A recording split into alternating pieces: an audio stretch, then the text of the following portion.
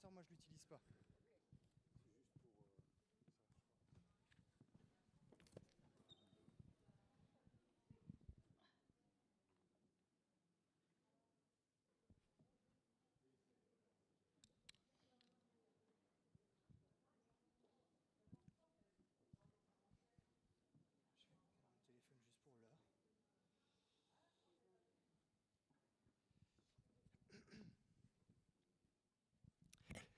Voilà, bonjour à toutes et tous. Très heureux de vous accueillir ici au Grand Théâtre de Thionville. Très honoré aussi de mener l'un de ces premiers échanges de ce long week-end de débat et de discussion ce matin donc, sur cette thématique qui est aussi vertigineuse qu'essentielle, aussi actuelle que séculaire, donc les libertés des femmes dans le monde, avec à mes côtés 4 intervenantes et intervenants. Geneviève Garrigos, pour débuter, voilà, grande défenseuse des droits humains, présidente d'Amnesty International France de 2008 à 2016, actuellement conseillère de Paris, de la ville de Paris dans le 20e arrondissement. Shala Shafik, sociologue, écrivaine, iranienne contrainte à l'exil après la révolution de 1979. Vous avez été membre du Haut Conseil à l'égalité entre les femmes et les hommes en France pendant 3 ans, autrice de plusieurs livres, parmi lesquels Islam, politique, sexe et genre aux éditions PLUF en 2011 ou récemment, en 2019, Le rendez-vous iranien de Simone de Beauvoir. Laura Poggioli, romancière, tombée en amour de la langue russe alors que vous étiez lycéenne, admiratrice de poétesses comme Anna Akhmatova ou Marina Tsatsaeva, je vais y arriver. Vous avez publié en août dernier un sublime roman, je le dis, intitulé 3 sœurs aux éditions de l'Iconoclaste, sur lequel on tentera de revenir. Et puis enfin Rachid Benzine, enseignant, islamologue et politologue, l'une des grandes figures françaises de l'islam libéral, auteur de nombreux ouvrages également, des essais comme Les nouveaux penseurs de l'islam en 2004, et puis des romans également. Récemment, le très beau Voyage au bout de l'enfance aux éditions du Seuil. Merci à toutes les quatre d'être parmi nous. Alors je l'ai dit, lorsqu'on évoque cette thématique des libertés des femmes dans le monde, ça peut susciter d'emblée une forme de vertige, tant les disparités sont gigantesques, selon que l'on parle de tel ou tel pays, selon que l'on évoque telle ou telle forme de liberté. Parfois même, cette notion de liberté peut entrer en contradiction selon que l'on se situe ici ou là dans le monde. Alors une petite question générale pour ouvrir cet échange. Le monde occidental, depuis près de 6 ans maintenant, a été frappé par la vague MeToo, qui a permis de mettre en lumière, beaucoup plus que ça ne l'était, une somme importante de violences dont sont victimes les femmes dans nos sociétés, des violences physiques, des violences psychologiques, des violences économiques, symboliques.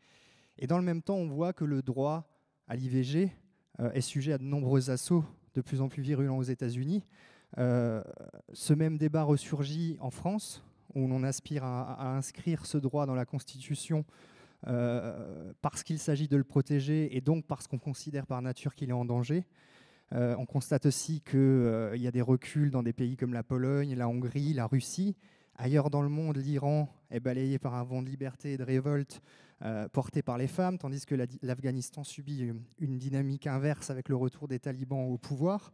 Bref, une somme de dynamiques contraires partout dans le monde, entre révolte et émancipation d'un côté, entre contrainte et violence de l'autre, une forme de cycle permanent où chaque victoire semble subir le fameux retour de bâton, le backlash qui a été théorisé par Suzanne Faludi dans les années 91, si bien que dans nos sociétés occidentales, que l'on présente souvent comme particulièrement évoluées, autant que partout ailleurs dans le monde, dans les pays pauvres, dans les pays à domination religieuse, chaque évolution appelle une forme de régression, un retour en arrière. Alors est-ce que les unes et les autres, les uns et les autres, le combat pour la liberté des femmes avance, selon vous, dans le bon sens, ou est-ce que cette idée presque de circuit fermé, où la révolution cohabiterait en permanence avec la régression et la liberté avec l'oppression, apparaît comme une désespérante forme de fatalité contre laquelle il est plus que jamais nécessaire de se battre, de redoubler d'énergie, la situation des femmes ne s'améliorant finalement que de manière superficielle partout dans le monde.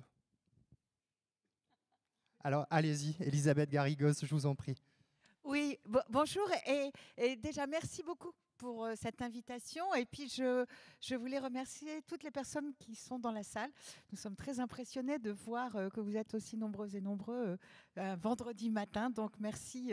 C'est très agréable de parler devant une salle pleine. Voilà, merci à vous. Alors, la question des droits est effectivement, en tant qu'ancienne présidente d'Amnesty International, c'est vrai que j'ai vu les évolutions des droits des femmes ces 20 dernières années et j'ai une vision assez globale parce qu'il y a des situations dans des pays dont on ne parle jamais. On pourrait parler du statut de la femme au Japon, par exemple, qui n'est absolument pas enviable. Hein. Il faut savoir qu'elles commencent seulement à accéder à des postes de responsabilité parce que dès qu'elles avaient un enfant, elles restaient à la maison pour l'élever. Et je parle d'il y a même pas 10 ans. Donc, vous voyez, c'est pas aussi ancien que ça. Donc, on voit bien cela. Ce qu'il faut constater, et la question des droits des femmes, c'est la même chose que les droits en général, les droits humains. On ne peut pas dissocier les deux. Parce qu'on a beaucoup parlé ces dernières années d'accès aux droits communautaires. Quand on parle des personnes LGBT, on parle de droits communautaires. Non, on parle les droits que réclament les personnes LGBT, c'est l'égalité d'accès aux droits. Que deux personnes de même sexe, que deux personnes qui s'aiment, qu'elles soient de même sexe ou de sexe différent, puissent se marier, c'est une question d'égalité en droit et pas du communautarisme. Et ça, je pense que ce sont des choses qui sont en train d'évoluer. Mais plus on voit les personnes, quel que soit leur genre, leur orientation sexuelle, leur nationalité, leur origine, réclamer leurs droits, on voit qu'il y a une pression très très forte parce que tout ça est contre un ordre établi. Et quand on parle de régression, et c'est très intéressant ce que vous disiez par exemple sur les États-Unis, la Pologne, il faut savoir que cette semaine, il y a une femme en Pologne qui a été condamnée à 8 mois avec sursis pour avoir fourni une pilule abortive. C'est pour dire le niveau de régression, Varsovie, c'est à une heure d'avion. Voilà, donc c'est vraiment à côté. Et ce que l'on voit, c'est que cette régression des droits, ce backlash dont vous parlez, partout dans le monde, il est orchestré avec l'émergence des mouvements d'extrême droite, des mouvements qui se radicalisent. Et ces mouvements d'extrême droite, ils sont de toute tendance religieuse. On les voit d'un bout à l'autre de la planète. Et ce qu'on observe, c'est que les campagnes, les financements, les mots d'ordre, je dirais que tout est orchestré, et c'est ça aussi qui est très fort, c'est que quel que soit le pays, vous prenez les Philippines et vous prenez, je sais pas, la Colombie en passant par la Pologne, les campagnes contre les droits sexuels et reproductifs, c'est-à-dire pour revenir notamment sur le droit à l'avortement, à l'IVG, sont exactement les mêmes. Ça va être pratiquement les mêmes photos, ça va être les mêmes mots d'ordre et c'est financé par les mêmes fonds. Donc voilà, il faut bien, de mon point de vue, il faut bien comprendre que comme nous sommes organisés pour la défense des droits, parce que c'est vrai que depuis des années, nous sommes organisés pour faire évoluer les droits, eh bien aujourd'hui, au niveau notamment des courants très conservateurs de l'extrême droite, ils s'organisent pour revenir sur ces droits et exercer le contrôle sur le corps des femmes, notamment puisque c'est un véritable enjeu pour eux. Voilà. Est-ce que l'une ou l'autre souhaite ajouter quelque chose ? Merci aussi. Je vais commencer par remercier, comme l'a fait Geneviève Garrigos, je vous remercie d'être aussi nombreux un vendredi matin. Et puis je remercie aussi le Festival Polythéa de m'avoir invité.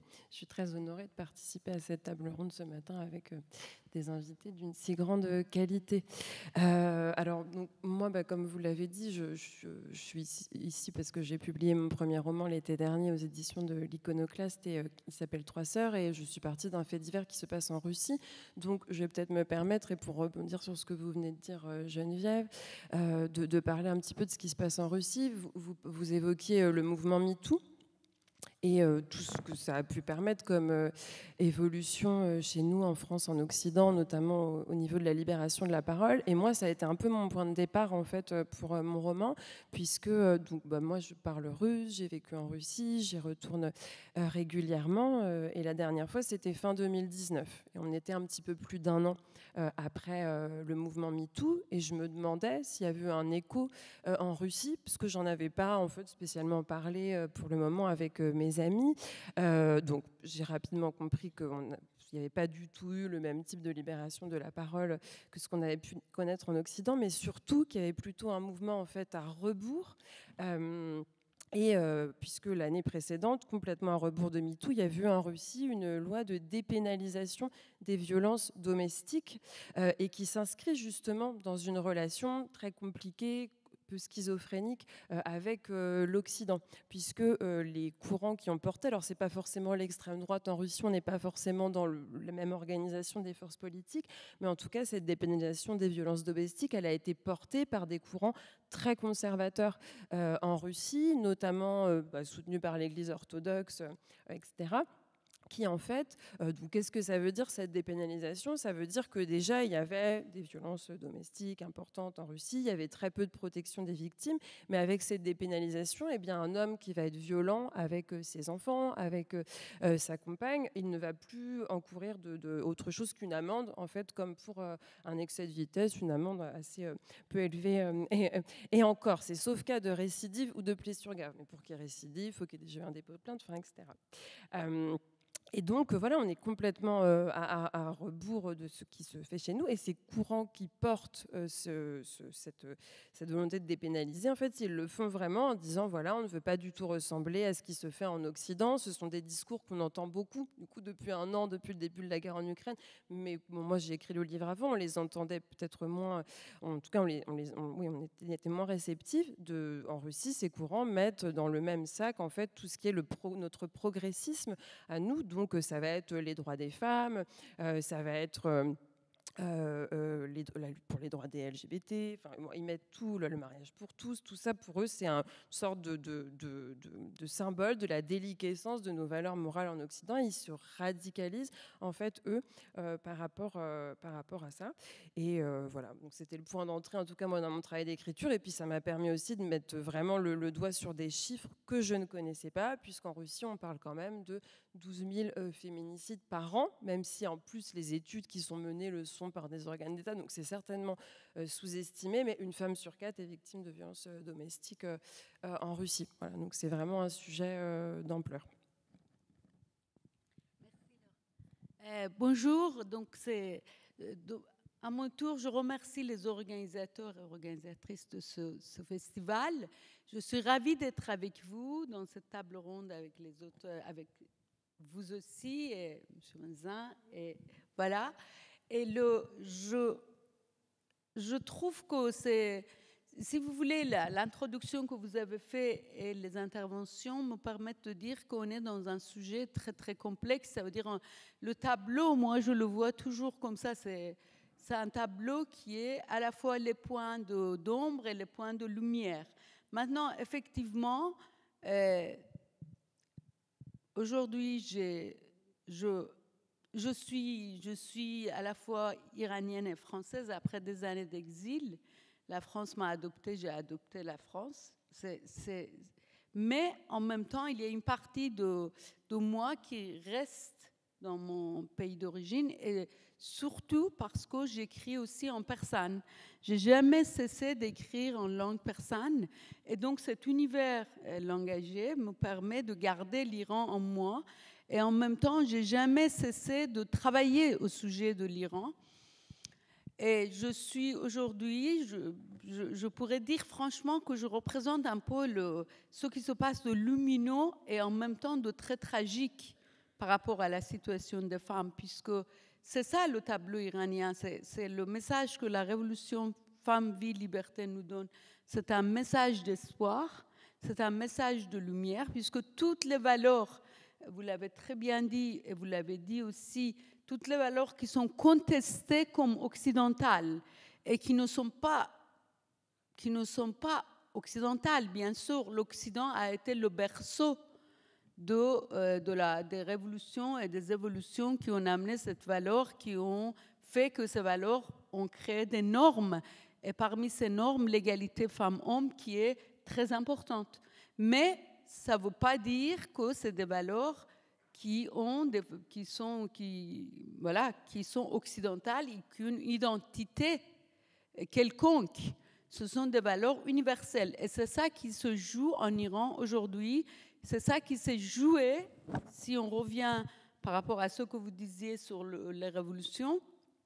C'était pas je ne pense pas que ce soit vient de la révolution en tant que telle, puisque les révolutions peuvent avoir des conséquences différentes, comme on l'a vu, la révolution américaine, la révolution française, etc. Mais la révolution iranienne en 1979 a eu un résultat catastrophique parce qu'elle a amené au pouvoir les islamistes. Et M. Benzin, après, va parler de la différence, mais moi aussi, je partage ce qui est l'islam est une religion qui peut être un point de vue, je pense, commun. L'islam est une religion qui pourrait être pratiquée de différentes façons, mais l'islamisme est une idéologie politique, c'est un programme. Et ce programme s'est fait connaître à partir de l'expérience iranienne parce qu'elle est arrivée au pouvoir, l'islamisme est arrivé au pouvoir à partir d'une révolution qui se voulait anti-impérialiste. Ça veut dire toutes ces théories que vous dites par rapport à l'Occident, la haine de l'Occident et tout, était un des foyers très très clairs de l'exportation de ce genre de révolution. Depuis, il y a 4 décennies et quelques années qui sont passées, et déjà au lendemain de la révolution 1979, c'est de ça d'ailleurs qu'effectivement dans ce dernier essai je parle, ça veut dire en fait il y a eu les premières couches sociales qui ont défié la République islamique étaient des femmes. Puisque le Khomeini à l'époque il a appelé au port de voile, et dès le lendemain, spontanément, des milliers de femmes étaient dans la rue. Il y a un document filmé que vous pouvez trouver sur Google, qui est année zéro, libération des femmes année zéro. C'était en 1979, le mois de mars. Et les femmes, un des slogans de ces femmes en 1979, donc à l'époque j'étais en Iran, et j'étais très perplexe puisque je ne savais pas si c'était vraiment essentiel, cette histoire de voile ou non. C'est une étudiante jeune de gauche radicale. Pour moi, c'était une question. Je n'avais pas des idées très claires là-dessus. Effectivement, les femmes qui étaient dans la rue, elles disaient « La liberté n'est ni occidentale ni orientale, elle est universelle. » Et imaginez que des décennies après, ça retentit dans les rues de l'Iran de 1000 façons. Donc, tout le peuple se réunit autour de slogan « Femme, vie, liberté ». Ça, c'est quand même un événement inédit, même au niveau international. Ça veut dire que c'est une révolution de peuple autour d'un sujet qui prend comme centre la question de la libération des femmes. Et je termine par cela, c'est que c'est la prise de conscience qui a amené cette révolution et une prise de conscience de plusieurs décennies qui démontre que 2 choses pour nous ici très importantes. La libération de peuple ne peut pas se faire sans la libération des femmes, ce que beaucoup de révolutions n'ont pas conscientisé. Et deuxième chose, c'est que le sujet femme n'est pas le sujet femme. Ça veut dire en fait, qui dit les droits des femmes dit tout le modèle social, le modèle politique, le droit de citoyenneté. Et donc voilà, c'est un peu ce que vous l'aviez dit. Ces 2 sujets qui sont au cœur de l'expérience iranienne actuelle envoient un message au monde entier. Et troisième chose, c'est que vous l'aviez dit d'ailleurs, moi je pense, c'est mon analyse d'ailleurs à partir de beaucoup de choses que j'ai travaillées, de différentes dimensions de cette problématique de culturel, religieux et femmes. Et les femmes et les droits des femmes et les droits de tout le monde, du peuple, des hommes, de la famille. Et on vit depuis les années 80 dans un retour de religieux dans la politique, que ce soit le religieux christianisme, que ce soit l'islamisme, ou que ce soit l'intégrisme catholique, juif ou les autres, dans chaque religion, les hindous, etc., on voit quand même que la religion s'investit dans la politique. Pour moi, ça donne aussi le fait qu'il y a un vide idéologique qui n'est pas rempli, et il y a un recul des mouvements humanistes qui n'a pas été répondu, si vous voulez. Mais en tout cas, pour toutes les raisons qui sont complexes, il y a ce retour. On est face à des mouvements que j'appelle le néoconservatisme. Et c'est ce que vous aviez aussi dit, que ce soit en Pologne où c'est vous qui avez dit avec 1 heure d'avion, et en Russie 12 000 de féminicides, et en Iran c'est encore plus grave, puisque la loi sacralise les discriminations sexistes et les violences, sacralise. Ici, elle existe, mais là, c'est sacralisé, c'est au nom de divin. Et donc ça, c'est vraiment tous ces mouvements-là néoconservateurs qui sont en lien avec l'extrême droite et qui s'appuient sur les versions idéologisées des religions, ont comme colonne vertébrale la question du sexisme et la question d'homophobie et la question de tout ce qui est au corps de corps et la sexualité et la liberté sexuelle. C'est leur point commun. Mais l'islamisme est devant de la scène et le plus virulent. Voilà, je termine par là. Est-ce que vous souhaitiez rebondir, Rachid Benzine ou... Oui, je voudrais tout simplement dire que en fait, on a affaire à une guerre des récits. Même sur la question du féminisme, il y a différents types de féminisme et que cette guerre des récits, la question du récit, elle est importante parce que le récit permet la reconnaissance. C'est-à-dire que même le mouvement MeToo, jusque-là, il a été invisibilisé, puis d'un seul coup, il y a des femmes qui ont commencé à prendre la parole et les récits ont commencé à émerger avec des résistants dans des sociétés.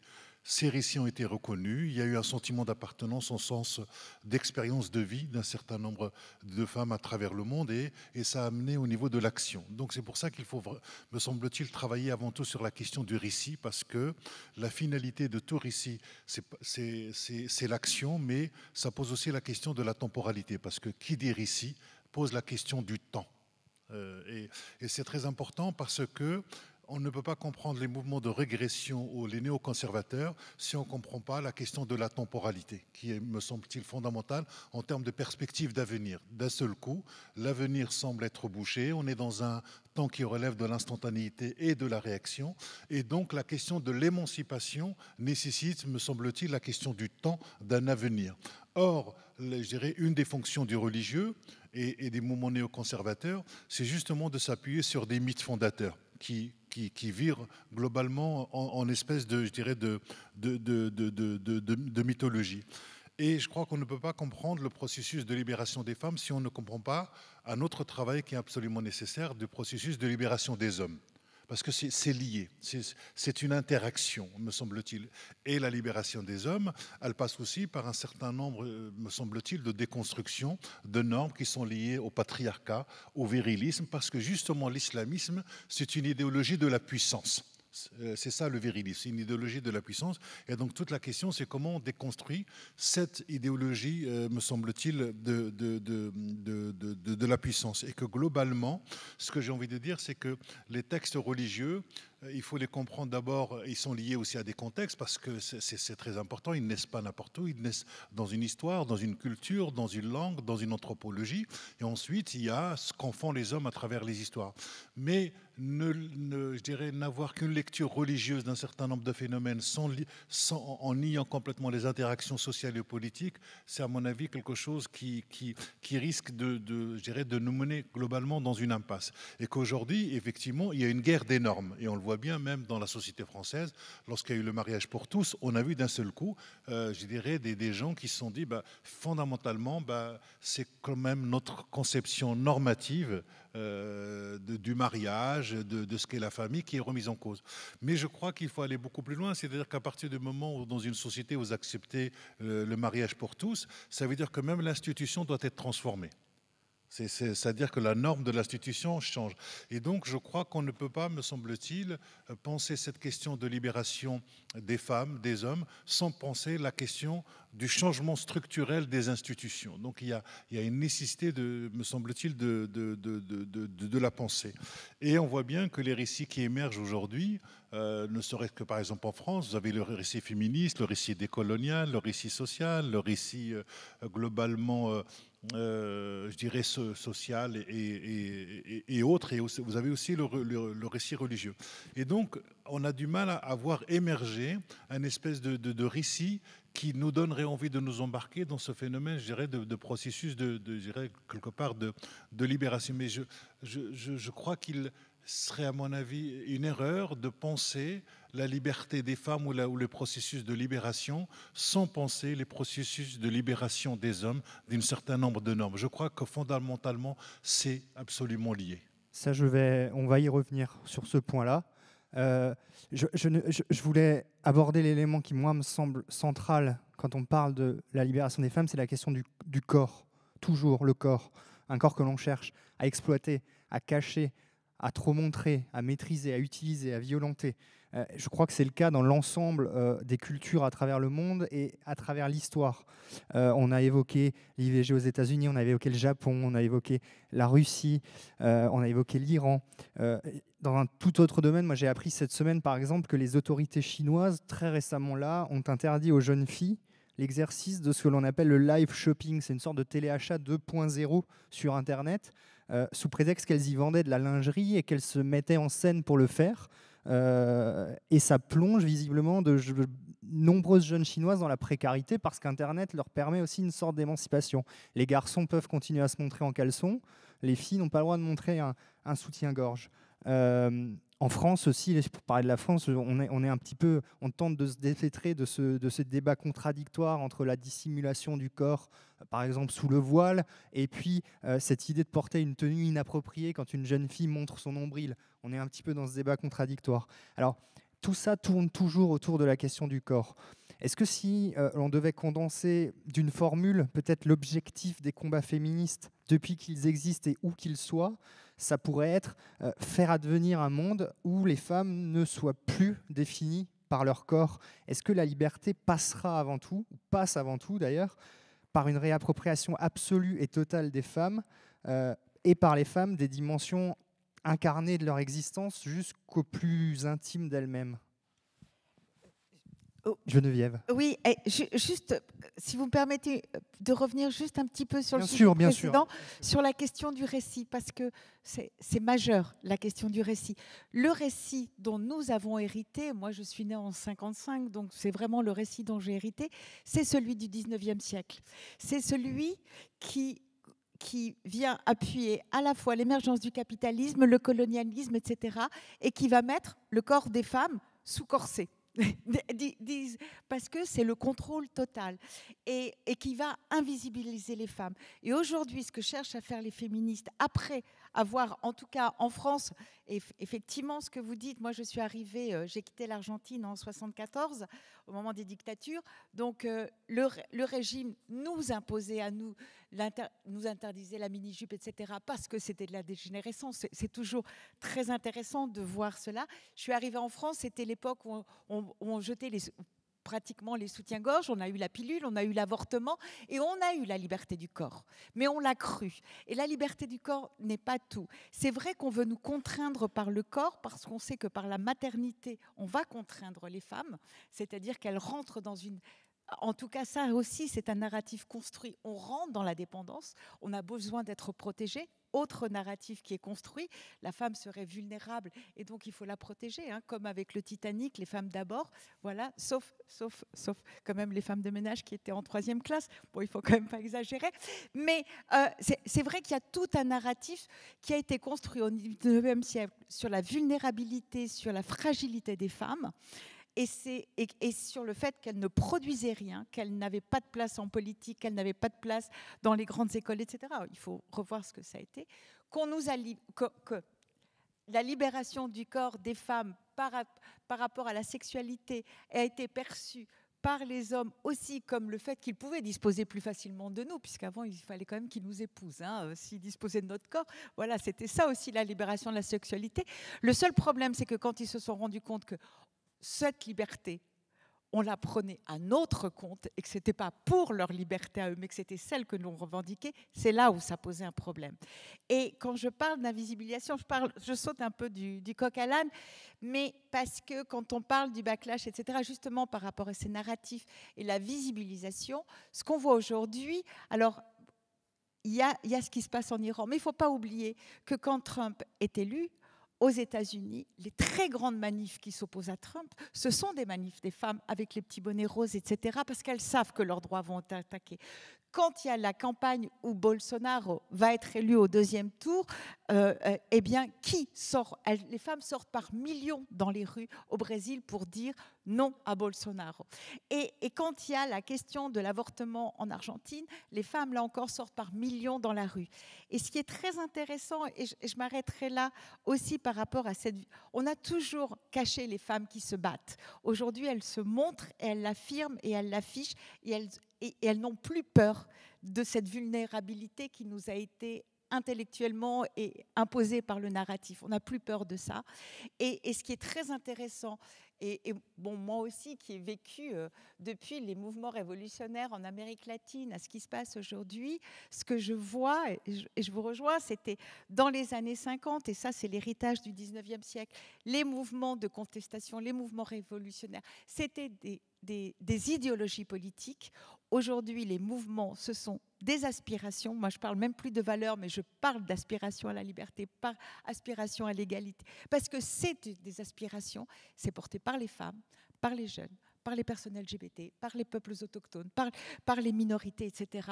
Parce que politiquement, ça n'a jamais été porté. Et je pense que c'est ça aujourd'hui qui se joue, et les femmes sont vraiment en avant-première. Voilà.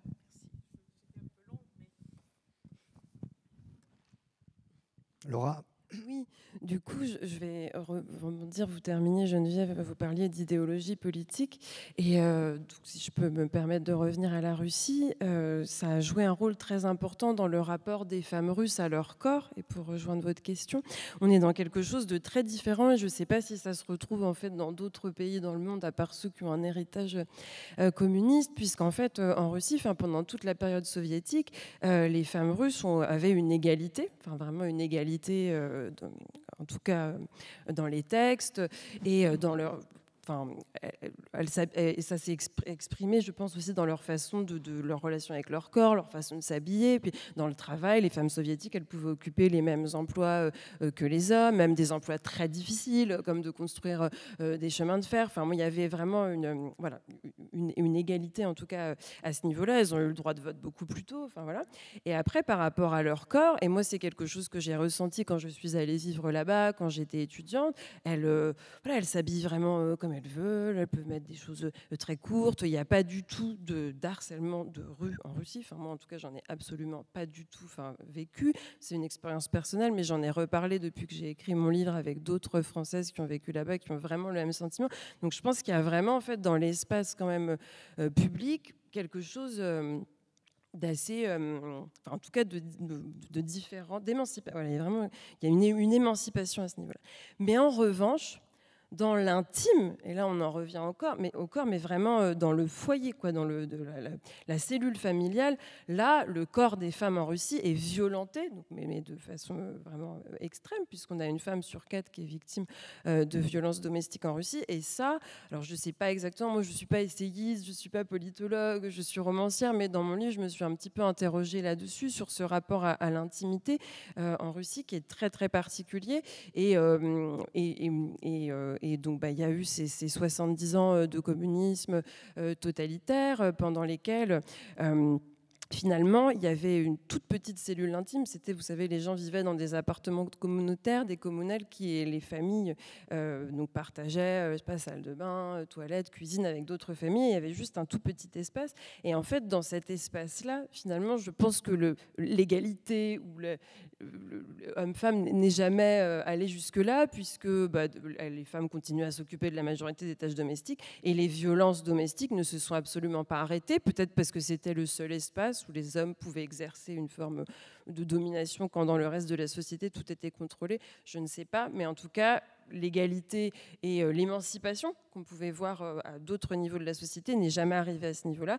Et aujourd'hui, alors il y a 30 années se sont écoulées depuis lors, mais finalement on retrouve encore ça avec toujours dans l'espace public finalement on ne se sent pas en danger, il n'y a pas de harcèlement, il y a beaucoup moins de violence, je pense, dans la rue envers les femmes que chez nous, par exemple. Mais en revanche, à l'intérieur du foyer, il y a toujours cette volonté des hommes de maîtriser le corps des femmes. Et alors, quand je faisais mon travail d'enquête, je me suis énormément documentée. Il y a des activistes formidables en Russie qui, à ce moment-là, avant la guerre, pouvaient publier des choses sur les réseaux sociaux, une notamment Aliona Popova qui partageait toutes les affaires de violence auxquelles elle avait accès. Et en fait, il était toujours question de pourquoi il y a de la violence, parce que l'homme ne supporte pas, accuse sa femme d'adultère, enfin des choses universelles qu'on retrouve en fait toujours partout. Oui, tout à fait. Mais voilà, pour dire qu'il y a vraiment le rapport au corps, je pense, est particulier du fait de l'héritage soviétique, mais dans l'intime, on retrouve une violence qui est universelle. Moi, je pense que c'est-à-dire, en fait, tout le temps dans l'histoire, le corps des femmes, ça veut dire depuis, si on revient à l'ordre patriarcal. Mais tout d'abord, quelque chose sur le récit. Moi, je pense que oui. Bien sûr qu'après, il faut nommer les choses telles qu'elles sont. Le récit, c'est aussi qui le dit. Ça veut dire qu'en fait, tous les récits ne sont pas équivalents. Et en plus, nous, on a vécu, ça veut dire qu'en fait, même maintenant dans la société française, la guerre de récits, il y a des pièges dans cette guerre. Et un des pièges, c'est que tous les récits ne se valent pas. Vous savez, moi, je pense que ce qui a amené comme une grande erreur d'amener le postmoderne dans le politique, puisque postmoderne dans l'architecture, dans le roman, dans la littérature, comme j'ai écrit aussi de la littérature, je sais que ça libère aussi d'être dans les pluralités de récits. Mais dans la politique, cette histoire qui a été quelque part une sorte de relativisme culturel qui a dominé au nombre de postmodernes et d'équivalences de grands récits, avec les petits récits, ça nous a amené de malheur. Voilà. Donc on est arrivé au fait que, par exemple, les islamistes ont aussi raison que les démocrates. Les autres aussi, c'est la même chose. Non, ce n'est pas la même chose.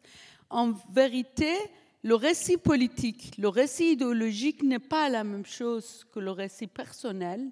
Par exemple, dans le mouvement MeToo, même s'il y a des liens, même si on pourrait... C'est pourquoi, moi, je dis toujours, il faut analyser qu'est-ce que ça veut dire le récit, qui le dit. Mais il y a quelque chose dans le récit qui est très intéressant qu'Hannah Arendt amène, c'est que les gens, quand ils font des mouvements, ils sont en train de créer des récits aussi. Les récits sont tout le temps en train de... Mais à quoi on se réfère quand on parle de l'idéologie, de politique et tout, ce n'est pas au récit. C'est aux pensées, aux valeurs, et bien sûr qu'elles sont reflétées dans les récits. Donc aujourd'hui, par exemple, quand vous regardez dans ce qui se passe en Iran, et même dans ce qui se passe ici dans certains quartiers en France, parce que je travaillais également dans le domaine interculturel, je vois effectivement qu'il est le temps de revenir, ça veut dire en fait de dire très clairement le corps des femmes peut constituer un lieu politique, a été un lieu politique, un lieu d'exploitation. Et le corps, puisque le corps des hommes aussi a été exploité bien sûr dans le travail, etc., etc. Mais le corps comme corps, maintenant avec l'homosexualité ça change un peu, le corps des femmes comme lieu politique, c'est ça qui se joue et les récits, les grands récits s'investissent là-dessus. Vous savez, et le voile n'est pas la même chose que le rouge à lèvres. Puisque si vous rentrez dans l'égalité de récit, j'ai eu un grand débat avec la grande féministe égyptienne Nobel Al-Saadabi, qui est une femme très très intéressante que j'adore. Non, elle nous a quittés. Et elle disait c'est la même chose. Non, c'est pas la même chose, parce que ça c'est le capitalisme, et le capitalisme veut donner le vernis, le rouge à lèvres, etc., etc. Donc les femmes qui non. C'est pas la même chose.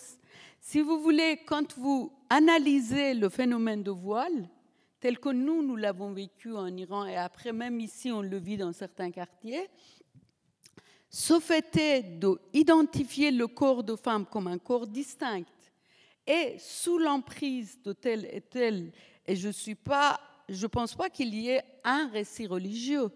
Je pense qu'il y a un récit religieux islamique et un récit islamiste, qui n'est pas un récit, qui est une idéologie, qui s'impose, qui fait un récit unifié, qui ne laisse aucune place aux autres récits de l'islam. C'est ce qui est arrivé en Iran. Aujourd'hui, en Iran, les darwish sont en prison, les soufis sont en prison. Les gens qui sont dans un rapport littéraire avec Dieu, qui sont dans un rapport avec la poésie avec Dieu, ils sont en prison. Pas de possibilité d'avoir un autre Dieu, d'avoir un autre récit divin. C'est ça l'idéologie totalitaire, c'est ça. C'est pourquoi je dis il faut quand même, quand on est dans... Et la question des femmes a cette particularité et vraiment c'est très très intéressant, la question des femmes qui n'est pas la question des femmes. Je l'ai dit dans mon dernière intervention, la question des femmes, ça veut dire la question des hommes, ça veut dire la question de la famille, ça veut dire la question de toute la société tout entière. Bien sûr, donc voilà. Alors, quand on parle des femmes, c'est comme un miroir qu'on tende vers les choses intimes, les plus intimes, l'érotisme, l'amour, etc., etc., ou la sororité, ou tout ce que vous voulez. Et après, les choses politiques, le lieu public, la chose politique. Alors, la femme, comme sujet, la femme qu'on crée dans le fantasme aussi, puisque la femme, c'est aussi une création fantasmatique. Il existe des femmes, et il existe des corps de femmes, et il existe tout ça, mais on l'a unifié pour créer un sujet, et ça devient le sujet politique par excellence. Moi, je le regarde comme ça, puisque sinon, ça n'existerait pas, comme a dit Simone de Beauvoir, déjà au deuxième sexe. Il l'a dit. On ne naît pas femme, on le devient. Mais ceci étant, je me sens femme. Ce n'est pas parce qu'on m'a créé des grilles que je ne suis pas femme. Mais aujourd'hui, par exemple, dans le mouvement postmoderne, au nom de l'identité postcoloniale, etc., on est en train d'effacer le sujet femme. On est en train de dire, vous ne pouvez pas dire femme, puisque si vous dites femme, ça veut dire qu'il y a des gens qui ne se sentent pas femmes, donc vous excluez les autres. Au nom de l'antidiscrimination, on est en train d'effacer moi, sujet femme. C'est pourquoi je dis le piège est grand, très très grand. Et je pense qu'à la fin, il faut revenir au fait qu'on est dans une période assez trouble, mais en même temps dans une période qui nous donne, à moi, ça me donne beaucoup d'espoir, puisque je me dis, si en Iran il se passe une telle révolution, c'est pas que, comme vous dites Geneviève, et je suis tout à fait d'accord avec votre remarque, face à Bolsonaro, face à Trump, face en Amérique, il y a quand même des femmes qui, comme sujet politique, pas comme des femmes dominées, etc., etc., elles sont là, ça appelle la société tout entière, et moi en Iran, je vois aujourd'hui les jeunes hommes qui se voilent pour protester contre le voile. Donc tout cela, ça fait un appel salvateur au dépassement de ce virilisme dont parlait Rachid Benzen. Ça veut dire en fait, c'est tous ces idéologies qui veulent créer des grands récits au nom du divin et tout pour dominer, pour avoir le corps des autres, dominer le corps des... Et je vous rappelle qu'en Iran, le corps des hommes aussi est dominé. Et les viols qui se font quand ils les arrêtent, sur les jeunes hommes aussi, il y a beaucoup de viols. Et même. Voilà. Donc, si vous voulez, c'est pourquoi je dis il faut quand même revenir à l'humain, mais le sujet femme, c'est le meilleur sujet pour revenir à l'humain. Voilà. Alors, Rachid, je vous propose justement de rebondir, puisque vous êtes plusieurs à avoir expliqué que la question des femmes, c'était aussi la question des hommes, justement, et cette question du virilisme. On va y aller parce qu'il y a une conception très ancienne qui domine toujours, c'est que le corps des femmes, notamment par sa fonction procréatrice, à la base est un instrument qui est destiné aux autres. C'est un corps à la disposition des autres qu'on est en droit de modeler pour qu'ils répondent à certains critères que souhaite imposer la société. J'aimerais convoquer une philosophe qui a beaucoup travaillé sur ces questions, c'est Olivia Gazalet, par le biais notamment de l'incompris de la maternité. C'est une sorte de phénomène maléfique explique-t-elle, qui très tôt a fait germer l'idée que la femme était une tentatrice insatiable. Et c'est de là, nous dit Olivia Gazalet, que la culture du viol notamment prend sa source, à savoir que la femme serait une tentatrice, tandis que l'homme serait provoqué, dépassé par sa testostérone, incapable de se contrôler, et que finalement ce ne serait pas de sa faute. Et ceci, Olivia Gazalet le lie à ce qu'elle appelle le mythe de la virilité, dans un livre du même titre, et dans lequel elle explique que pour que les femmes procèdent véritablement à leur révolution et prennent le pouvoir libre de leur corps, il leur faut le concours des hommes dans la redéfinition de leur rôle, parce qu'il y a également une forme de honte masculine qui tient à ce que Olivia Gazalet appelle le complexe viril. Je la cite: « J'ai appelé complexe viril l'inquiétude primordiale de l'homme quant à son identité sexuée, ce sentiment permanent de menace, de vulnérabilité qui le condamne à devoir sans cesse prouver et confirmer par sa force, son courage et sa vigueur sexuelle qu'il est bien un homme, autrement dit qu'il n'est ni une femme ni un homosexuel. Un homme, un vrai, selon ce complexe, doit avoir honte de sa sensibilité, de sa délicatesse, de sa vulnérabilité. » Alors est-ce que vous pensez, vous aussi, que le péché originel, en quelque sorte, est celui qui irrigue un petit peu toutes les sociétés à travers le monde, c'est cette obsession de la virilité comme légitimité à disposer du corps des femmes? Mais je crois qu'on ne peut pas penser la question de la vérité sans penser la question de la puissance. Et on ne peut pas penser la question de la puissance sans penser la question de la chosification du rapport à l'autre.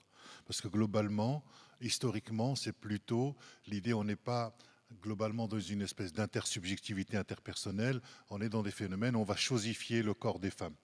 Donc à partir du moment où il devient une chose, je peux le dominer et en faire ce qu'on en veut. Mais historiquement, les femmes ont été des monnaies d'échange entre différents groupes pour agrandir le groupe. Donc c'est pour ça que c'est important de savoir d'où l'on vient et de quoi nous héritons en termes de représentation.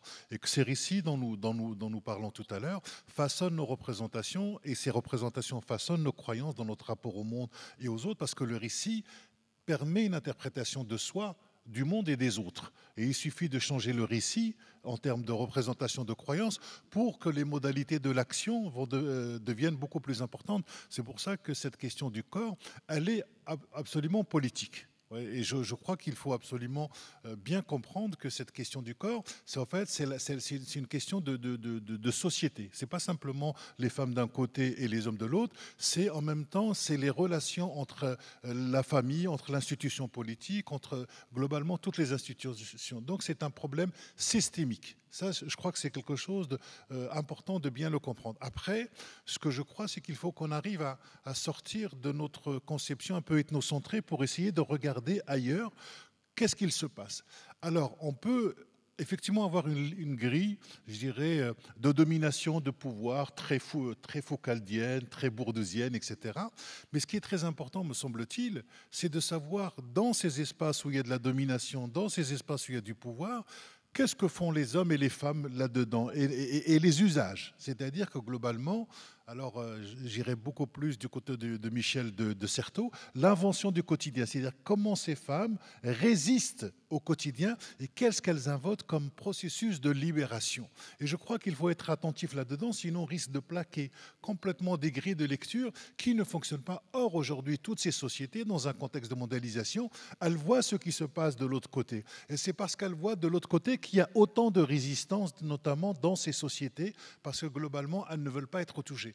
Mais quand vous commencez à réagir, c'est-à-dire qu'en fait, ces valeurs-là vous touchent déjà. Simplement, les conditions sociales et politiques de l'Occident, aujourd'hui, ne sont pas suffisamment réunies pour proposer un horizon de sens, un horizon d'action et d'espérance, parce que l'Occident lui-même, quelque part, est embourbé dans ces problématiques identitaires, d'enfermement, etc. Donc la question, c'est effectivement la question des récits, la question du modèle, vers où on va.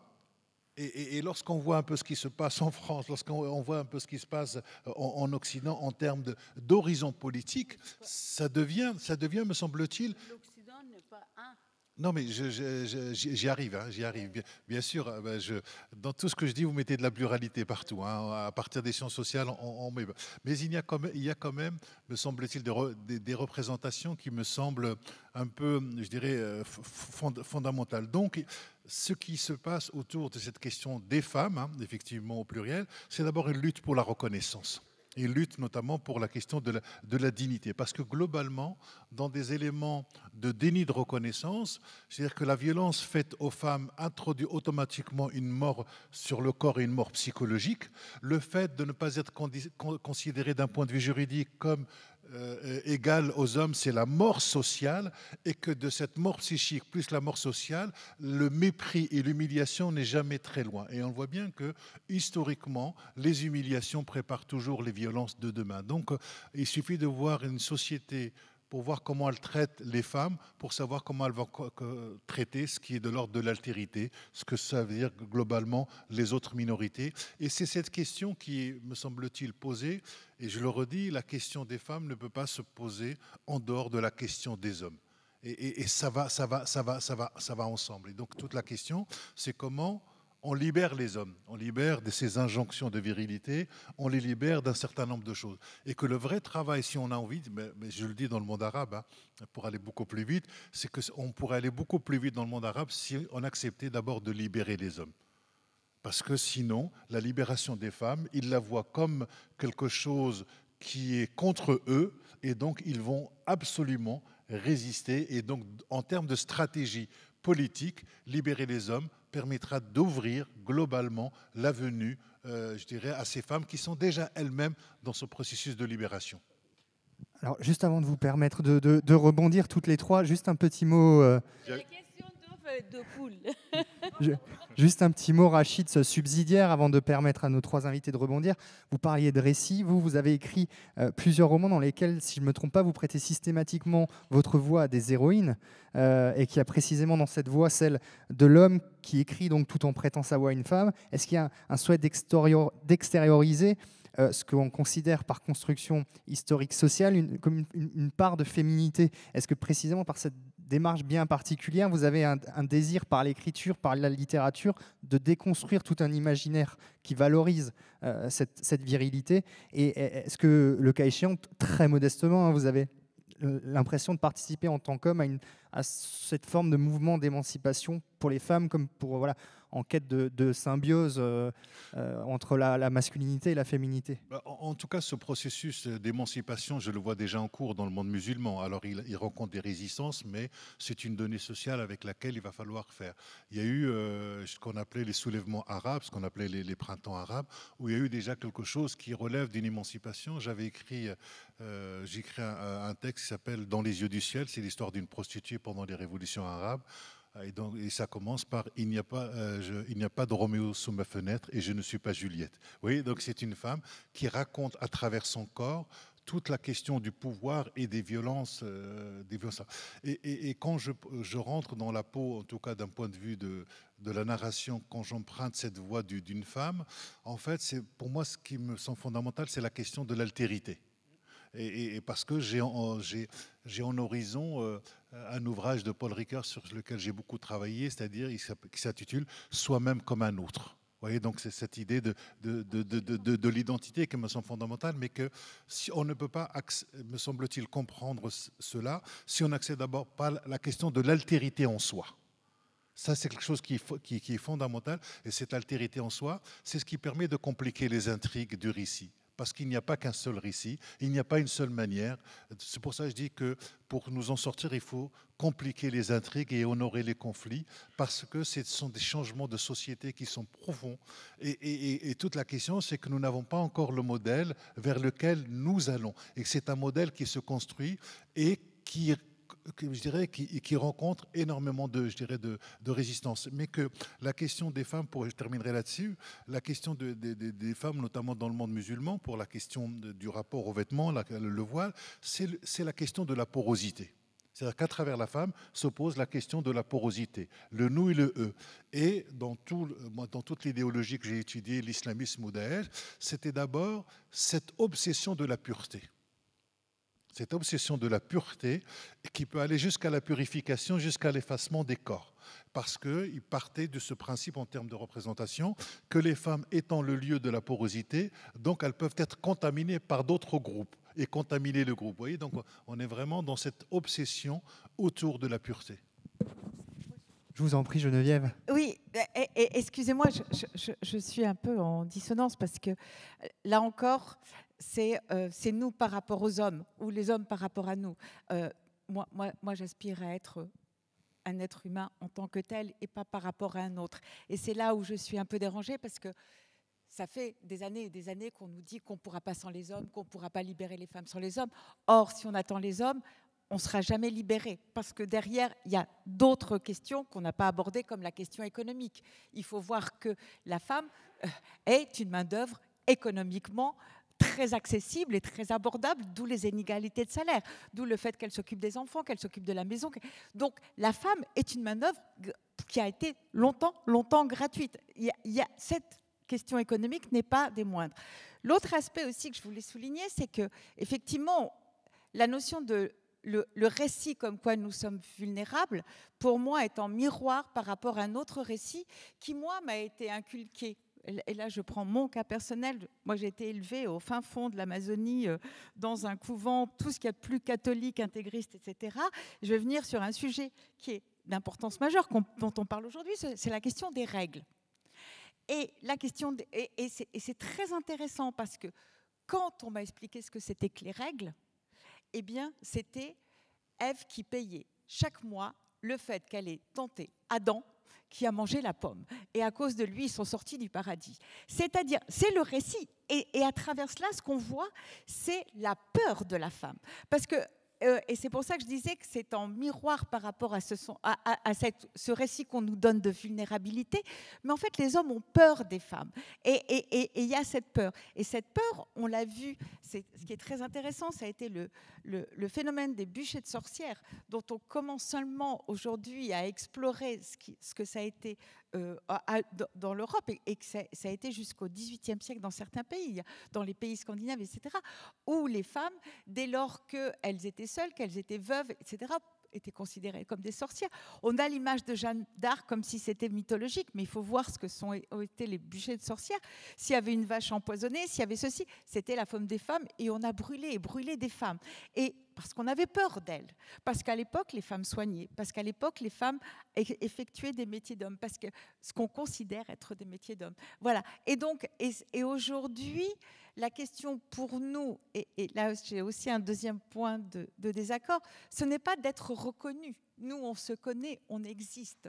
C'est qu'on nous laisse être visible. Et ce n'est pas une question d'être... Vraiment, c'est pas sur la reconnaissance, c'est qu'on arrête de nous cacher. Voilà. Oui. Si je pourrais... Voilà, si vous voulez, la question que vous vous avez posée, le point que j'accepte, c'est que effectivement les hommes et le monde musulman aujourd'hui cristallise un peu cette histoire, mais pas que le monde musulman. Ça, on le voit aussi ailleurs, cette peur. Ça veut dire cette obsession de contrôle des femmes, de contrôle du corps des femmes, qui fait aussi écho à ce qu'elles sont visibles et elles veulent être visibles. Voilà. Donc, il n'y a pas qu'un côté. Ça veut dire qu'en fait, c'est ce qu'on voit, c'est des points d'ombre et des points de lumière. C'est-à-dire qu'il y a des acquis. Partout dans le monde, il y a des avancées. Et face à cela, il y a une résistance énorme des gens qui veulent un ordre de pouvoir patriarcal. Et l'ordre de pouvoir patriarcal va avec antidémocratie, va pas avec la démocratie. Après, on sait que la démocratie est très complexe. Ça veut dire, en fait, ça ne tombe pas du ciel. A besoin aussi de démocrates, a besoin aussi des gens qui le pratiquent tous les jours. Ce n'est pas un ordre qui tombe après... Voilà, on a la démocratie et basta. C'est le lieu de la démocratie, comme dirait Claude Lefort, c'est le vide, c'est-à-dire il y a au centre du pouvoir un vide. C'est pas comme un ordre qui s'impose. Donc, ça demande chaque jour de la création de soi-même en tant que sujet politique, en tant qu'être, en tant que... Voilà. Après, on revient à notre monde, perso-musulman, turco-musulman, etc. Cette histoire de corps. Et si vous voulez, je suis assez d'accord sur le fait que tant que les hommes ne sortent pas de cette caserne de la virilité imposée par les lois, etc., ce que les hommes occidentaux aussi ont vécu puisque, vous savez, beaucoup, quand le divorce par le consentement mutuel a été avancé ici, et il y a eu beaucoup de dépression chez les hommes. Puisque comment je vais contrôler ma situation? Qu'est-ce que je suis? Identité masculine n'a jamais été aussi interrogée que quand les femmes ont eu les droits. Et donc cette histoire de l'identité qui est toujours une fiction, mais en même temps il y a aussi des points, c'est aussi ce miroir qui nous tend de l'autre. Ça, je suis d'accord. Ça veut dire en fait, dans le roman que j'avais écrit quelque chose sur cette image de femme fatale chez les Iraniens, et c'est effectivement aussi en France ça a été, de Madame Bovary, et quelque part ça que Flaubert a déconstruit. Ailleurs, partout, cette femme fantasmée, elle est qui? Et elle fait écho à cet homme fantasmé, viril. Et qu'est-ce que ça veut dire la virilité, la féminité et tout? Et il y a le titre, j'ai pris d'une poésie d'une femme qui est morte, qui est une femme dont les générations successives en Iran adorent, Forough Farrokhzad, qui dit « Demande au miroir, qui est ton sauveur ?» C'est un petit parti d'un poème très long, mais j'ai appelé ce roman « Demande au miroir », puisque moi je pense que c'est ça notre problématique en tant qu'être humain, en tant que femme, en tant qu'homme. Qui est ton sauveur? Ça veut dire qu'en fait, si on ne peut pas se connaître soi et se retrouver soi qu'en dehors de l'image que l'autre nous renvoie et qu'on retrouve dans ce fameux miroir qui n'est pas un miroir technique, mais l'autre dans l'autre. Et donc tout cela, ça nous renvoie. Mais ce miroir-là étendu et l'autre en face de nous, ce n'est pas un sujet abandonné à lui seul. Il agit dans un contexte politique, social, psychologique, etc., etc. C'est pourquoi on revient à cette histoire d'œuf et de poule. Ça veut dire qu'en fait, les hommes ne peuvent pas se libérer si les femmes ne se... puisque c'est la libération des femmes qui les interroge sur qui je suis, et en même temps, les mères qui éduquent les fils. Et ça, c'est la grande problématique aussi dans les 1001 nuits, qui a été analysée par les gens qui ont analysé 1001 nuits. Comment on pourrait libérer en tant que femme son fils? Et aujourd'hui, on voit en Iran aussi que les femmes islamistes jouent aussi un rôle important. Au mouvement fasciste, les femmes fascistes étaient présentes. Au mouvement d'extrême droite, les femmes sont leaders, si vous voulez. Donc, moi, je pense que la féminité n'est pas un vaccin qui nous protège contre le fascisme, contre l'extrême droite, contre le racisme, contre l'islamisme, contre tout. Mais par contre, si on déconstruit ces identités, on est dans une problématique de l'identité, si on déconstruit ces identités fictives fascisantes qui se créent à partir d'une féminité absolue, d'un virilisme fantasmé, on arrivera à voir plus clair dans l'histoire et sans perdre l'attrait de la séduction, sans perdre l'attrait de l'érotisme, sans perdre la femme qui est à l'intérieur de chacun de nous et l'homme qui est. Et ça, la littérature est très intéressante puisque Achille pourrait écrire une femme. Pourquoi? Parce qu'il peut se déplacer, aller vers une femme. Moi, je peux écrire un homme en tant que personnage. Laure aussi, vous aussi. Parce que c'est le lieu par excellence. Moi, je trouve que qui a dit ça, mais je ne sais pas, mais j'en fais le mien. La littérature, c'est comme une matrice qui enfante. Mais qui peut enfanter, moi, quand j'écris, je peux enfanter un personnage masculin, un personnage féminin, etc. Tout ça, c'est en moi. Comment ça se fait que je ne peux pas dialoguer avec l'autre en réalité? Comment ça se fait? Comment ça se fait que nous avons créé cela? Ça veut dire qu'en fait, nous arrivons en tant qu'être à créer toutes ces choses-là, créer Anna Karenina qui reste, même si elle n'est pas réelle, mais elle est là. Elle est là. Ou Bovary est là. Mais comment c'est possible que les hommes créent des femmes qui restent, mais elles n'arrivent pas à vivre avec les femmes réelles? C'est ça la vraie question. Le temps passe très vite et j'aimerais permettre à la salle de vous poser des questions, mais j'aimerais, puisqu'on parle à la littérature, évoquer votre livre, Laura, donc Trois sœurs. On en a un peu parlé, un récit qui se situe donc en Russie, dans un des pays où l'un des dictons dit s'il te bat, c'est qu'il t'aime. L'homme occupe donc une place centrale dans le couple, dans la famille, dans la société. Les femmes ne sont guère finalement que des êtres inférieurs où leur parole n'est que peu, voire pas entendue. La lutte contre les violences faites aux femmes apparaît pour beaucoup en Russie comme la faillite de l'autorité morale aussi, qui aurait mené à leur perte les sociétés occidentales. Et vous interrogez donc dans ce livre plus largement la violence en Russie, donc pays qui a vu son territoire et son peuple dévastés par 7 décennies de totalitarisme, avec un État soviétique qui a nié l'individu le droit d'exister pour lui seul, laissant donc le foyer familial comme seul endroit où l'homme pouvait exercer grosso modo son ascendant et imposer sa domination. Et donc les statistiques actuelles, vous l'avez déjà dit, estiment qu'au moins 20% des femmes russes ont signalé des violences régulières intrafamiliales.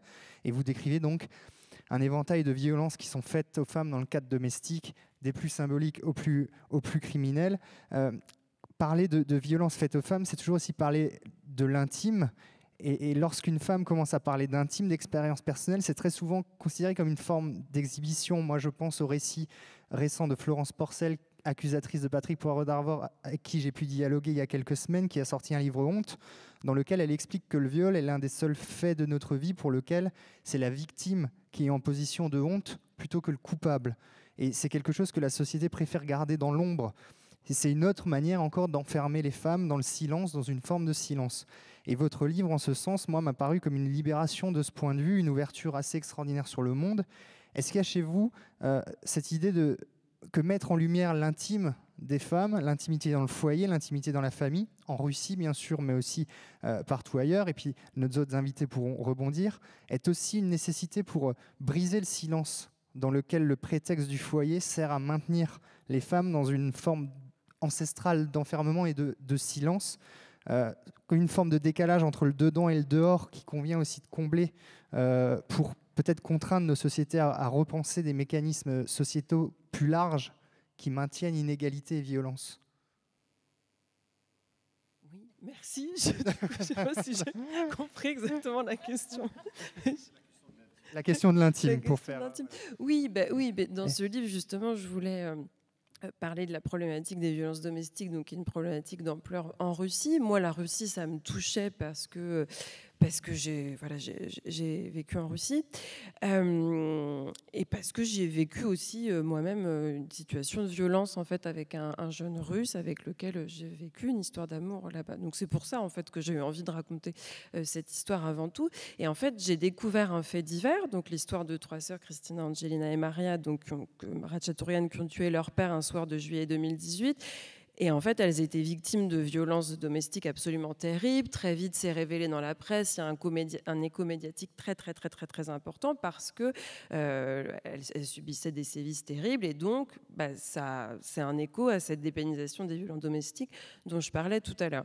Et en fait, je découvre ce fait divers. Il me touche beaucoup. Je repars d'un voyage en Russie avec le visage des filles en tête. Enfin, on est tout de suite sur une histoire intime, en fait. Enfin, ce qui me touche, c'est elles, en fait. C'est ces trois sœurs que je vois tout de suite comme des individualités et un peu tout de suite comme des personnages peut-être aussi de romans. Je contacte leur avocat au début avec un projet de documentaire, etc. Et puis je découvre vraiment l'ampleur du sujet et tout de suite j'ai pas envie de le traiter en fait comme un fait divers, enfin de façon très journalistique. En fait, j'ai vraiment envie de rentrer dans leur intimité. Justement, je reviens à votre question et au traitement littéraire, peut-être qu'on peut faire de ce sujet-là. Et du coup, dans mon livre, c'est un roman parce que j'ai vraiment fictionnalisé quand même leur vie. Je les ai imaginés dans l'intimité. Alors pas uniquement dans ce huis clos violent, terrible. Je reste d'ailleurs assez évasive sur les sévices. L'idée, c'était pas du tout d'être dans du voyeurisme, mais de les faire vivre toutes les trois dans leur sororité, d'autres moments de leur quotidien. Et je me disais que oui, peut-être ce serait un moyen plus fort de sensibiliser mes lecteurs à ce sujet-là que si je l'avais fait sous forme d'essai, en donnant juste des chiffres. Là, c'était vraiment, oui, les montrer dans leur intimité, dans leur vie quotidienne. Et moi, en même temps, dans ce livre qui est hybride, je fais aussi rentrer les lecteurs dans cette histoire à travers un jeu, un jeu autobiographique d'une jeune Française qui a vécu en Russie, qui a vécu une expérience de la violence. Et donc, je donne à voir un peu aussi de mon intimité à moi. Et je me disais qu'en mêlant ça, cette intime qui me concerne, l'intimité des filles, ce que je pouvais en raconter, peut-être que ça me permettrait plus justement de toucher le collectif, de dire quelque chose de beaucoup plus universel que si je l'avais fait avec un essai. Ça, c'était ma démarche vraiment d'autrice. Est-ce que quelqu'un souhaitait rebondir peut-être sur cette question? C'est la question sur l'intime, c'est ça? Aussi, oui. D'accord. Oui, aussi. Oui. Okay. Oui. Non, je pose. Tout type de violence. Je n'ai pas lu le livre, mais ce que moi je peux dire, moi j'ai fait partie des personnes parce qu'on a beaucoup parlé de MeToo, mais il y a eu MeToo et inceste, et j'étais une des premières personnes à me déclarer sur les réseaux sociaux comme ayant été victime d'inceste à partir de l'âge de 5 ans. Et c'est vrai que quand on parle de la domination du corps, excusez-moi, j'ai toujours un peu de mal à en parler, voilà. Mais quand on parle, en fait, il faut bien voir que cela fait partie de ce que, pour moi, est le dressage des femmes. C'est-à-dire comment, et quand je parle de la force des femmes et comment on essaye de nous contrôler, etc., mais c'est depuis toute petite. Et ça fait partie de ce dressage. C'est-à-dire que nous ne sommes pas, nous appartenons. Et quand je dis donc, moi je suis dans ce refus d'être définie par rapport à l'autre, c'est parce que en plus, dans l'intime, ce dressage est absolument épouvantable. Tout à l'heure, Laura, vous disiez, en Russie, c'est surtout à l'intérieur du foyer que sont les violences. En France aussi. Quand on parle des violences faites aux enfants, 80%, 90%, c'est à l'intérieur, dans le foyer ou dans les personnes proches. Et donc, cet intime, et c'est là où il y a un refus de pouvoir politique qui est masculin, de reconnaître ces violences comme étant des violences politiques, mais de vouloir les confiner à la sphère privée pour dire le politique n'a pas à s'en mêler. Mais de là vient ce dressage de la soumission, de la possession, de la domination du corps. Et c'est pour ça qu'il faut lutter contre ça. Et bravo pour votre livre. Merci. Moi, je pense que c'est ce que je suis tout à fait d'accord. L'intime est politique, mais il faut savoir de quelle politique. Ça veut dire, en fait, puisqu'il y a, moi je dis toujours Arendt comme référence, la politique est le politique. La politique comme l'appareil politique, et c'est pourquoi on a la tendance à dire l'intime et politique, ça veut dire quoi? C'est pas une partie. Oui, politique dans le sens de gestion de la cité, le politique. En fait, police, comme la Grèce, tout ce que les philosophes, tout dont la philosophie parle, la philosophie politique, c'est que, voilà, c'est la. Dans ce cas-là, nous sommes tous politiques. Nous sommes des êtres politiques. Puisque même si on n'appartient à aucun parti, même si on ne fait pas une activité politique militante, on est des gens politiques. Et on est concerné par la gestion de la cité et par tout ce qui se passe autour de nous, même si on a indifférence, c'est un choix politique. Que l'on sache. Moi, je pense que ça je suis consciente. J'appartiens à aucun parti politique, mais je me considère comme un être politique, si vous voulez. L'intime est politique dans la mesure où vous l'avez très bien expliqué. Et l'expérience que vous avez vécue, et que ça veut dire que la violence, l'inceste ou le viol sur les enfants et tout ça, c'est vraiment le comble de cette... en fait, de cette... Comment on pourrait dire? De ce dressage dont vous parlez très justement, et je vous dis par exemple, pour faire le lien avec ce qui fait par exemple de l'islamisme une idéologie politique, c'est exactement ça. Parce que qu'est-ce qu'ils font? Ils amènent la loi charia, au nom de divan.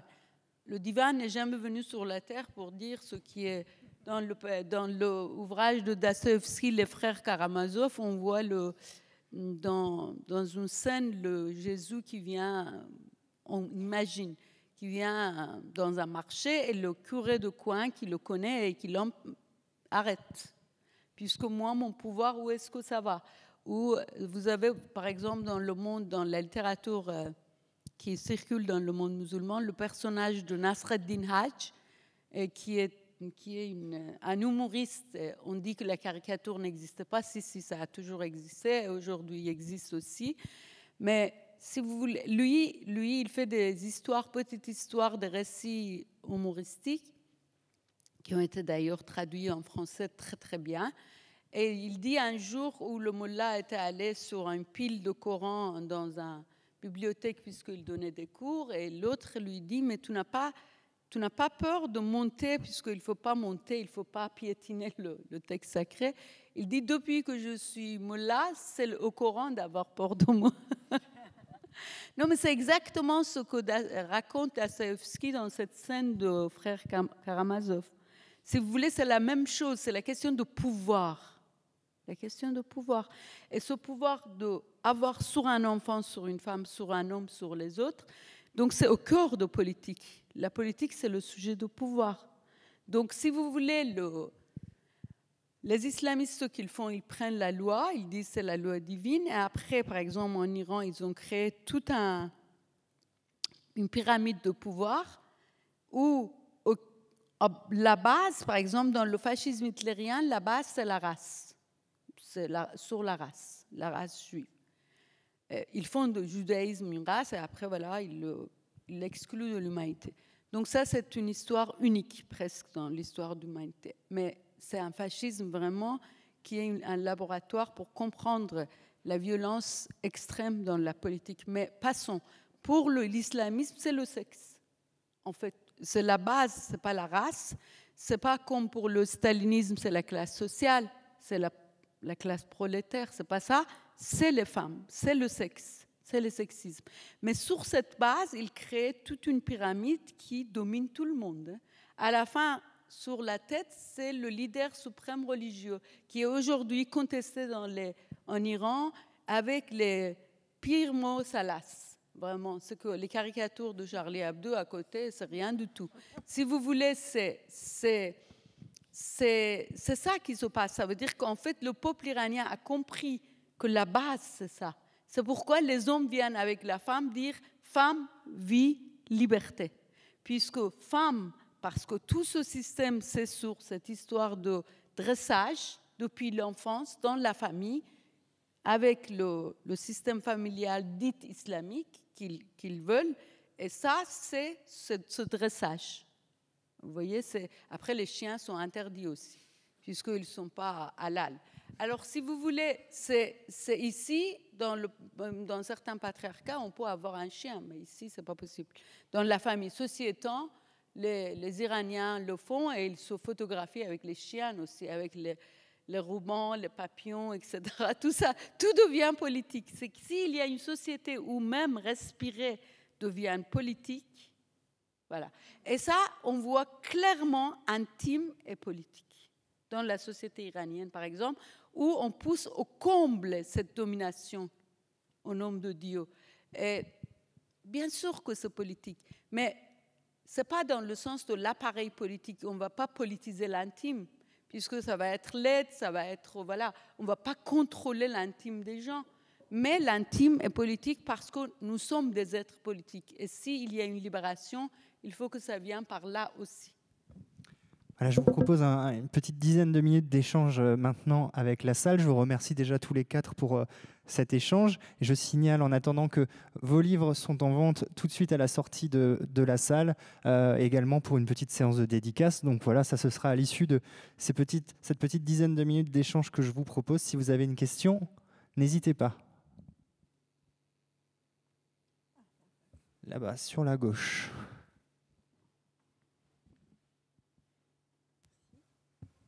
Bonjour. Alors, j'ai une question particulière pour M. Benzine. Tout à l'heure, vous avez dit que pour libérer la femme, il faut libérer l'homme.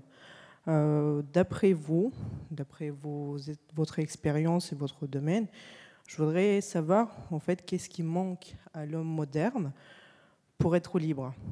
Voilà. Merci.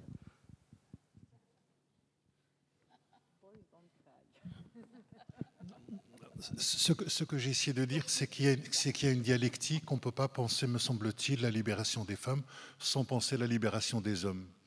Et parce que tout ça, c'est lié. On est d'abord dans une relation. Et que même les luttes pour la reconnaissance, c'est justement une lutte qui peut aller égale jusqu'à la mort. Vous voyez, donc les luttes pour la reconnaissance, ce sont des luttes qui passent d'une invisibilisation à cette idée de la reconnaissance en tant que sujet. Voilà. Maintenant, sur la question des hommes, on en a beaucoup parlé, c'est la question des injonctions, les injonctions de virilité, les injonctions de la puissance. Et en même temps, ça suppose de la part des hommes de partager le pouvoir. Donc pour les hommes, il y a cette idée, je dirais, qui se pose, comment on partage le pouvoir, parce qu'il n'y a pas de pouvoir sans contre-pouvoir. Et donc, si les hommes ont autant de mal à bouger, c'est parce qu'il y a parce qu'il faut partager le pouvoir. Donc la question, elle est là. La question des injonctions, de la question de la virilité, il suffit de voir un peu comment se construisent aujourd'hui les jeunes hommes sur la question notamment de la violence, comme lieu de socialisation qui me semble important. Ça aussi, c'est une donnée. La question du masculin, quel type de masculin faut-il construire? Vous voyez, ce sont toutes ces questions qui sont posées à travers tous ces processus de libération des femmes qui viennent interroger globalement cette identité de l'homme. Voilà.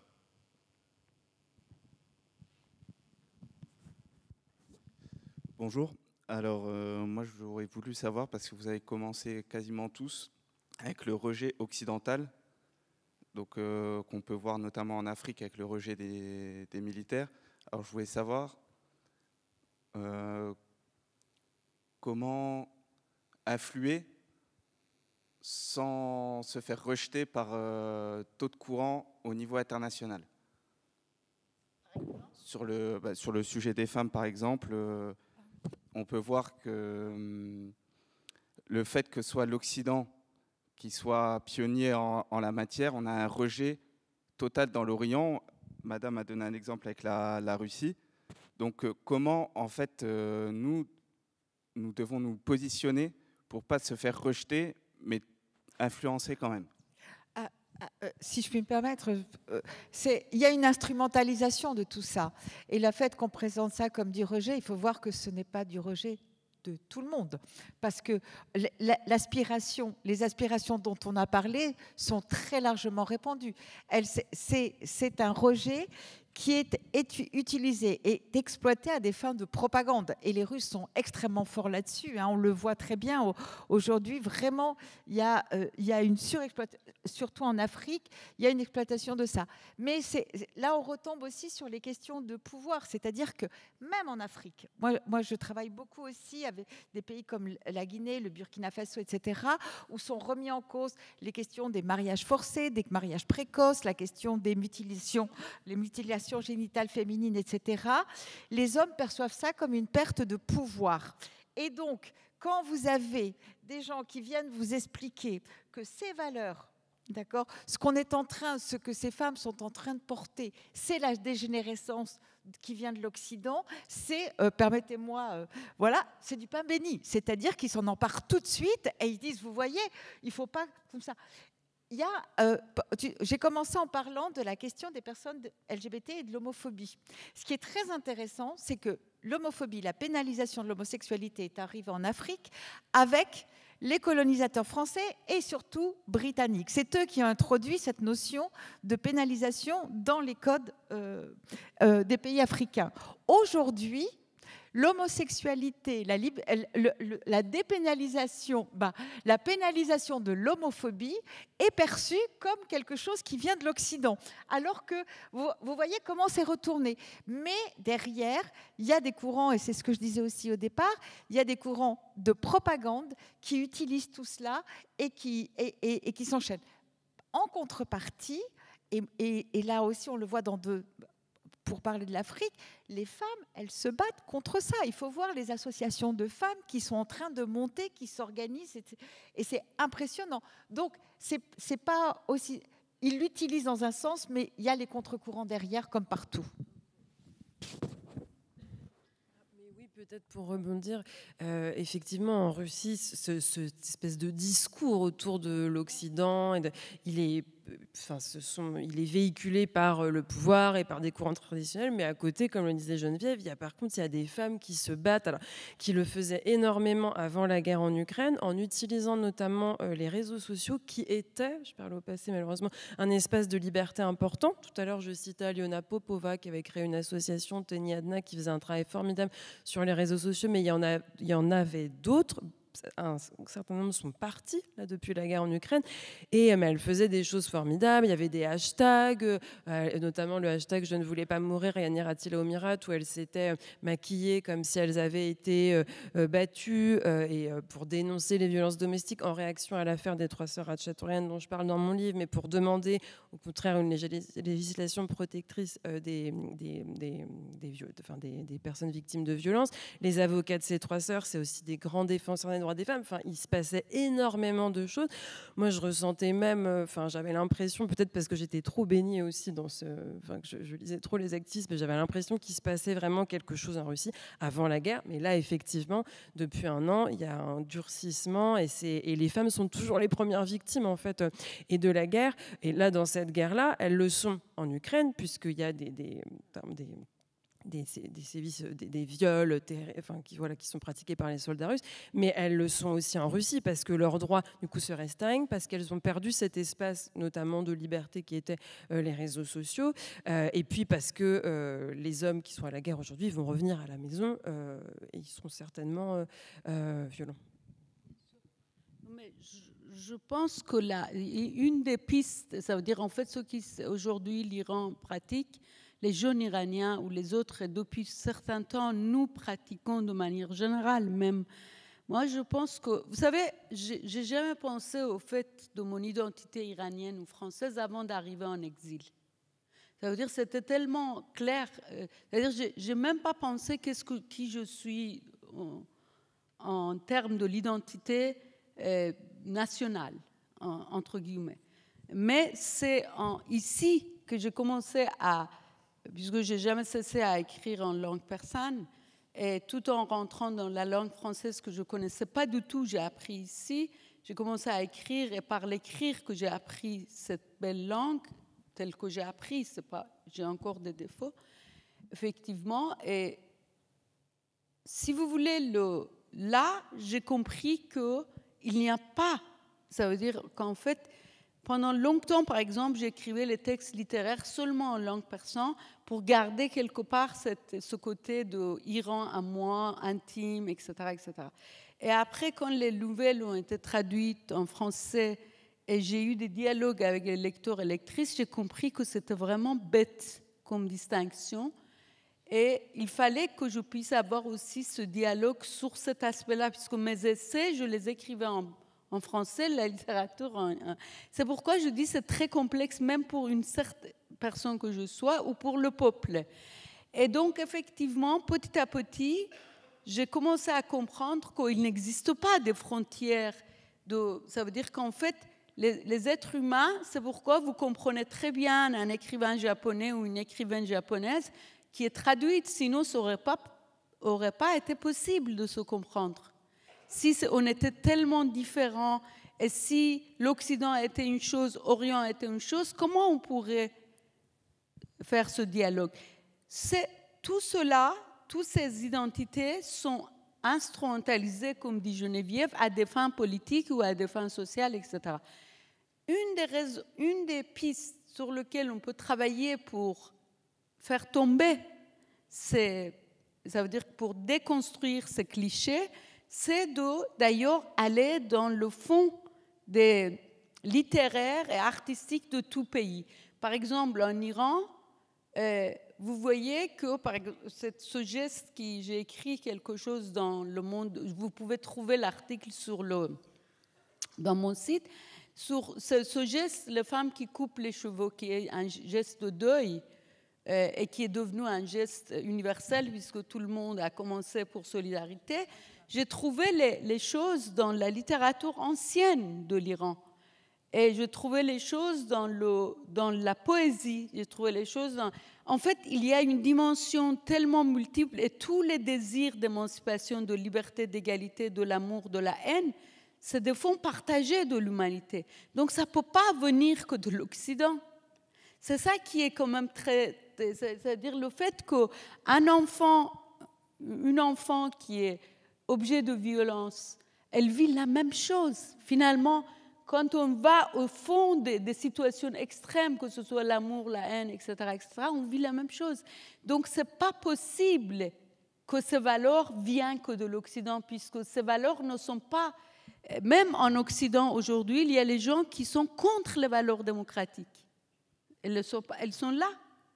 La démocratie en soi, c'est une culture. Ce n'est pas une culture de l'Occident, ce n'est pas une culture de l'Orient, c'est une culture créée par l'humanité. Et aujourd'hui, comme vous l'avez très bien dit, les gens qui sont qui sont fascisantes en France même ou ailleurs, elles sont contre ces valeurs. Si c'était vraiment inné, si c'était génétique, comment on pouvait avoir ça?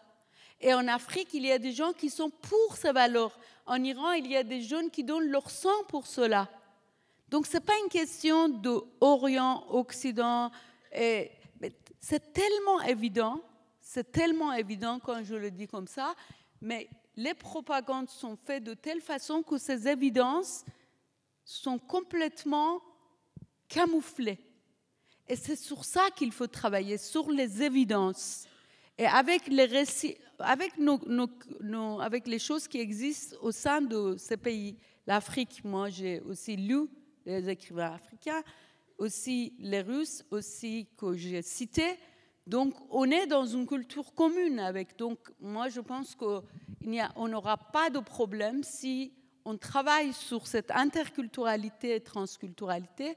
On n'aura pas du mal à déconstruire c'est ce qu'on appelle cette intoxication identitaire au nom d'anti-occidentalisme primaire.